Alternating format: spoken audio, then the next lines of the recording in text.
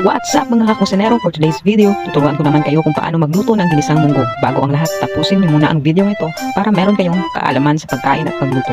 Kung ikaw ay gustong matuto magluto, sakto! Ang video ito ay para sa iyo. Umpisahan na natin.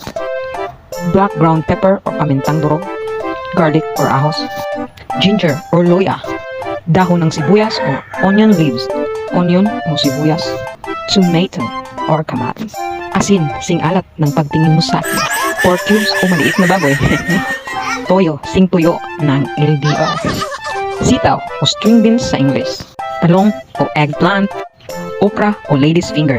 Legend lang nakakaalam ito kay iyang na battle gourd or opo, kalabasa or squash, pork cut into cubes, coconut oil. Konting trivia lang tayo guys. Based on my research, mung beans or munggo are high in nutrients and antioxidants which may provide health benefits. In fact, they may protect against heat stroke and digestive health, promote weight loss and lower LDL cholesterol.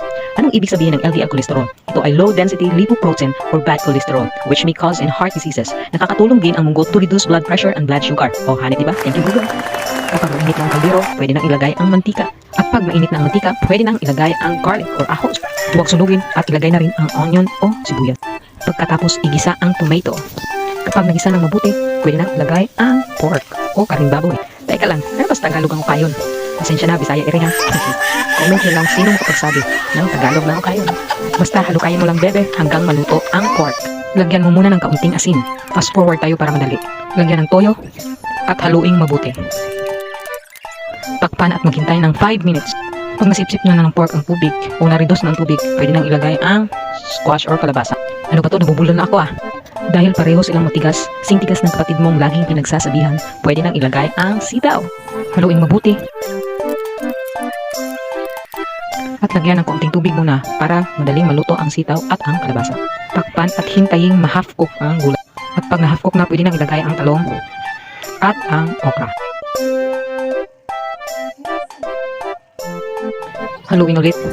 Gaya mong paulit-ulit na ng sasakit ng panggagago ng ex mong manduloko. Pwede nang ilagay ang pork cube. Pag na-half cook na ang talong at okra, pwede nang ilagay ang upo at tubig ayon sa dami na gusto mo. Pagkatapos ay ilagay mo na ang luya.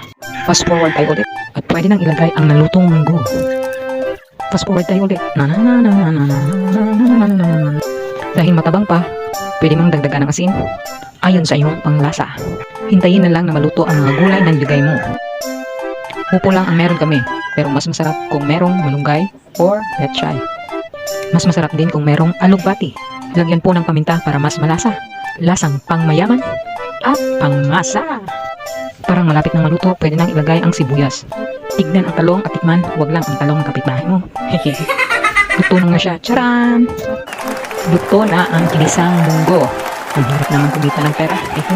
Kaya, tiis-tiis lang muna. Please follow, like, comment, and share para ma-notify kayo sa next video ko. Laging tandaan, never stop learning, keep on believing. Bye-bye. Thank you for watching. Makakain na.